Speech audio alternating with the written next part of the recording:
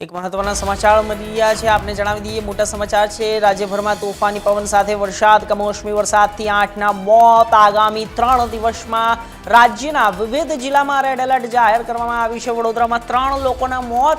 અમદાવાદ નજીક હોર્ડિંગ્સ તૂટી પડવાથી રિક્ષા ચાલકનું મોત। જ્યારે આંધી તોફાન સાથે વડોદરામાં 3 લોકોના મોત થયા છે।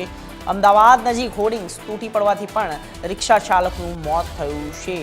હવામાનમાં ફેરફાર, વાતાવરણમાં પલટો, તોફાની રાજ્યભરમાં તોફાની પવન સાથે વરસાદ વરસ્યો।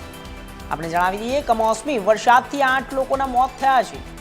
જ્યારે હોર્ડિંગ્સ લગાવેલું હતું તે રિક્ષા ચાલક પર પડતા તેનું મોત થયું છે। વડોદરામાં 3 લોકોના મોત થયા છે।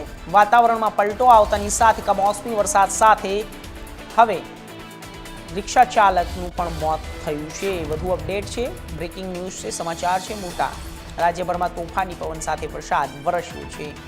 રાજ્યમાં ભારે વરસાદની પણ આગાહી કરવામાં આવી છે। કમોસમી વરસાદથી આગામી 3 દિવસ રાજ્યના વિવિધ જિલ્લાઓમાં રેડ એલર્ટ જાહેર કરવામાં આવ્યું છે।